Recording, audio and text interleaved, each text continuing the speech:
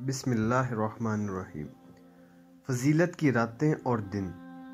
اللہ تعالیٰ نے بعض کو بعض پر فضیلت دی ہے۔ انبیاء علیہ السلام میں حضور صلی اللہ علیہ وآلہ وسلم کو سب سے زیادہ فضیلت دی گئی ہے۔ اسی طرح بعض راتوں کو اور ایام کو بھی اللہ تعالیٰ نے فضیلت کا ذریعہ قرار دیا ہے۔ فضیلت کی راتوں میں شب قدر، شب برات، شب معراج اور شب عید کو اللہ تعالیٰ نے بہت پسند فرمایا ہے۔ اللہ تعالیٰ کا ان راتوں کو پسند فرمانا امت مصطفیٰ صلی اللہ علیہ وسلم پر احسان عظیم ہے۔ اور دنوں میں عاشوراء کے دن یعنی 9-10 محرم کے جو دن ہیں وہ بہت ہی فضیلت رکھتے ہیں۔ ان ایام میں کوشش کرنی چاہیے کہ ہم زیادہ سے زیادہ یاد الہی میں مشغول رکھیں۔ اس ویڈیو میں آپ شب معراج پر آنے والے واقعات اور اس کی تفصیل جانیں گے۔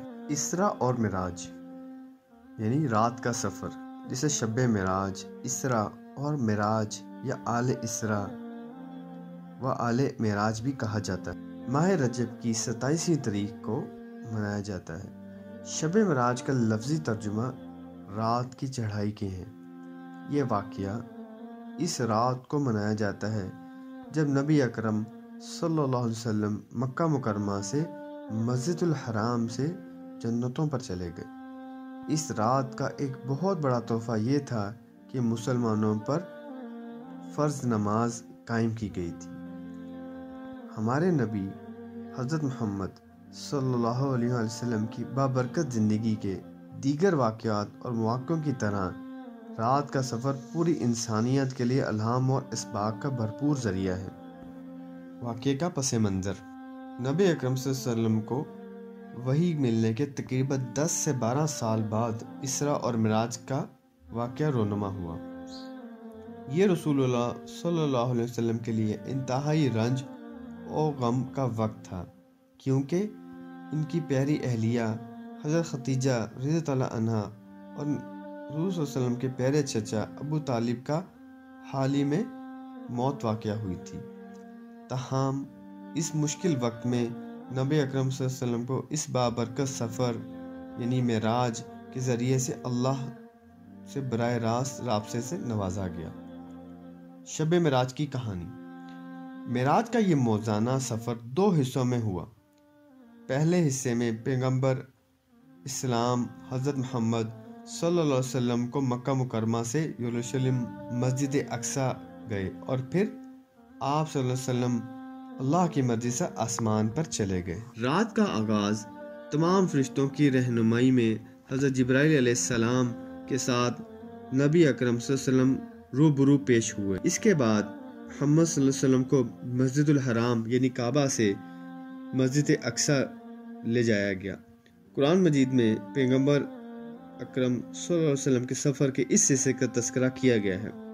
ترجمہ: وہ بلند ہے جس نے رات کو اپنے بندے کو مسجد الحرام سے لے کر مسجد اقصی کی طرف لے لیا، جس کے ارد گرد ہم نے برکت دی تاکہ اسے اپنی نشانیاں دکھائیں۔ بے شک وہ سننے والا اور دیکھنے والا ہے۔ سورۃ اسراء۔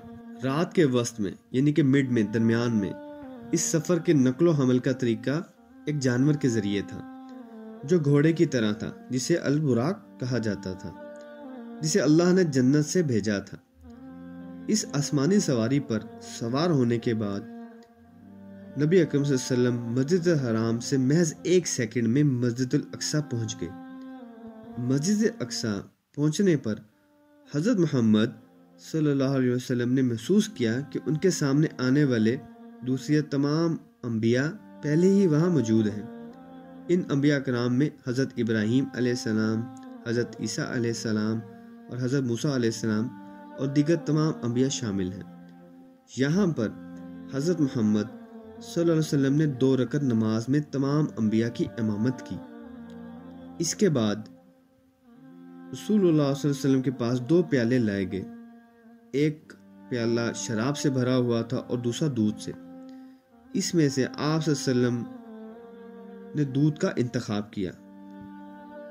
حضرت جبرائیل علیہ السلام نے اس پر کہا کہ الحمدللہ، اس اللہ کا شکر ہے جس نے آپ کی رہنمائی کی۔ اگر آپ شراب کا انتخاب کرتے تو آپ کی امت گمراہ ہو جاتی۔ یہ सूरत निसा की आयत भी का तर्जुमा है। नबी अकरम सल्लल्लाहु अलैहि वसल्लम का आसमानों पर जाना। इसरा और मिराज के दूसरे हिस्से में जिब्राइल अलैहिस्सलाम नबी अकरम सल्लल्लाहु अलैहि वसल्लम को आसमानों पर लेकर गए। पैगंबर इस्लाम मोहम्मद सल्लल्लाहु अलैहि वसल्लम ने आसमान और आसमान के सातों तहों से गुजारा गया।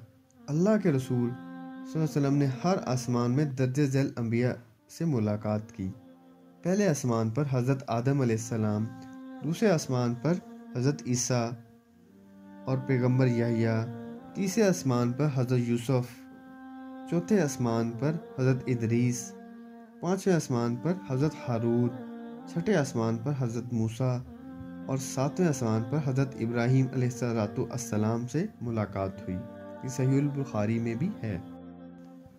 बैतुल मामूर और सिदरतुल मुंतहा। इसके बाद नबी करीम सल्लल्लाहु अलैहि वसल्लम को बैतुल मामूर, तमाम आसमानों के ऊपर अल्लाह का जो घर है, दिखाया गया।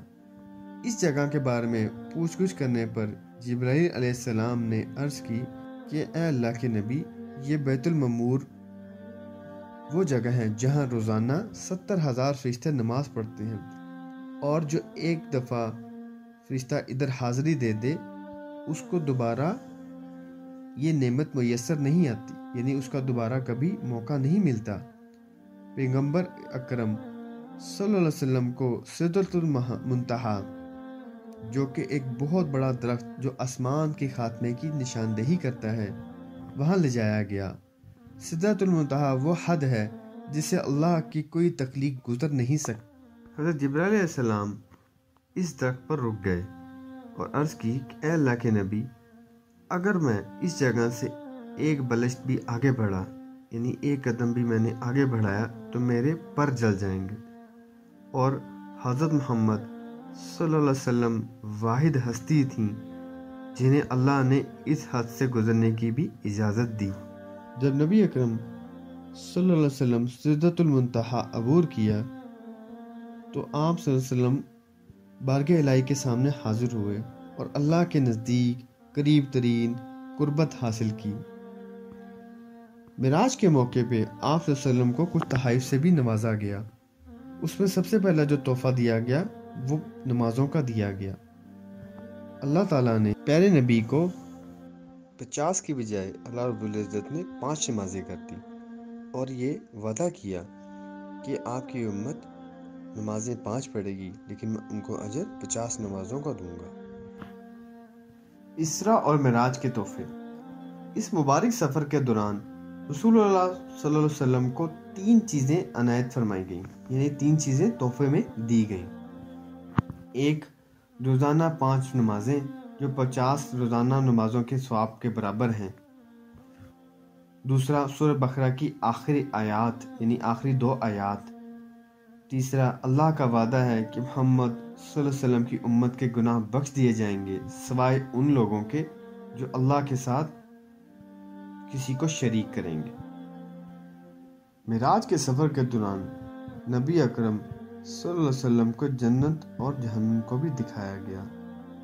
मिराज के सफ़र के दौरान पैगंबर अलैहिस्सलाम हज़रत जिब्राईल अलैहिस्सलाम के ज़रिए जन्नत और जहन्नम पर ले जाया गया। इस दौरे के दौरान पैगंबर अकरम सल्लल्लाहु अलैहि वसल्लम ने वो नेमतें देखीं जो जन्नत के बशिंदों को मिलेंगी, और उन लोगों की अज़ियतें भी देखीं जो जहन्नुम में दाखिल होंगे उनको मिलेंगी। अल्लाह रब्बुल इज़्ज़त ने नबी अकरम सल्लल्लाहु अलैहि वसल्लम को उनकी और उम्मत के लिए रोज़ाना 50 नमाजों का पढ़ने का तोहफ़ा दिया। अल्लाह की तरफ से ये हुक्म, ये तोहफ़ा मिलने के बाद नबी अकरम सल्लल्लाहु अलैहि वसल्लम जब वापस तशरीफ़ ला रहे थे तो हज़रत मूसा अलैहिस्सलाम से मुलाकात हुई और हज़रत मूसा अलैहिस्सलाम ने अर्ज़ की कि आपको अल्लाह ताला रब्बुल इज़्ज़त से क्या तोहफ़ा मिला। तो उन्होंने फरमाया, यानी कि आप सल्लल्लाहु अलैहि वसल्लम ने फरमाया कि मुझे अल्लाह रब्बुल इज़्ज़त ने 50 नमाज़ों का तोहफ़ा दिया। तो हज़रत मूसा अलैहिस्सलाम ने अर्ज़ की कि आप अल्लाह से दरख्वास्त कीजिए कि ये तादाद कम कर दें, क्योंकि उम्मत मुसलमा इतनी बड़ी तादाद में नमाज अदा नहीं कर सकेगी। पैगंबर अकरम सल्लल्लाहु अलैहि वसल्लम अल्लाह रब्बुल इज़्ज़त के पास वापस तशरीफ़ लेकर गए اور ایک نہیں کئی مرتبہ واپس گئے، یہاں تک کہ نمازیں صرف 5 رہ گئیں، لیکن اللہ تعالیٰ نے اپنے پیارے نبی اکرم صلی اللہ علیہ وسلم سے یہ وعدہ کیا کہ آپ کی امت 5 نمازیں پڑھے گی، لیکن میں ان کو 50 نمازوں کا اجر دوں گا۔ سبحان اللہ۔ جب کافروں کے ایک گروہ نے حضرت ابو بکر رضی اللہ عنہ کو اس صورتحال کے بارے میں بتایا کہ آپ کے دوست یہ کہہ رہے ہیں کہ میں آسمانی دنیا پر تشریف لے کر گیا ہوں اور ایک رات کے اندر بہت لمبا سفر طے کیا ہے، حضرت ابو بکر رضی اللہ عنہ نے کہا کہ اگر پیغمبر صلی اللہ علیہ وسلم نے یہ کہا ہے تو یہ بلا شبہ سچ ہے۔ اس سے ابو بکر کے سچے عقیدے کا پتہ چلتا ہے، اور اس واقعے کی وجہ سے حضرت ابو بکر رضی اللہ عنہ کو نبی اکرم صلی اللہ علیہ وسلم نے صدیق یعنی سچائی کا خطاب دیا تھا، کیونکہ انہوں نے بن دیکھے ہر چیز کو سچ تسلیم کیا۔ نبی اکرم صلی اللہ علیہ وسلم کا معراج سے واپسی کا سفر مکمل کر لینے کے بعد نبی اکرم صلی اللہ علیہ وسلم براق پر سوار ہوئے اور واپس مکہ مکرمہ آ گئے۔ شب معراج ایک رات کے دوران ہوا۔ اگلی صبح نبی اکرم صلی اللہ علیہ وسلم مسجد الحرام گئے اور لوگوں کو اپنے سفر کے بارے میں بتایا۔ کفار نے یہ صورتحال اہل ایمان کو رسوا کرنے کے لیے موزوں پایا، اور وہ جانتے تھے کہ نبی اکرم صلی اللہ علیہ وسلم کبھی بھی مسجد اقصی میں نہیں گئے تھے، لہذا انہوں نے اس کی تفصیل کے بارے میں پوچھا۔ پیغمبر اکرم صلی اللہ علیہ وسلم کے جوابات اور مسجد کی صحیح وضاحت سے کافر حیرت زدہ ہو گئے۔ انہوں نے نبی اکرم صلی اللہ علیہ وسلم کو کہا، خدا کی قسم آپ نے اسے بالکل صحیح طور پر بیان کیا ہے۔ اس کے باوجود انہوں نے پھر بھی اسلام قبول نہیں کیا اور مزید ثبوت طلب کیے۔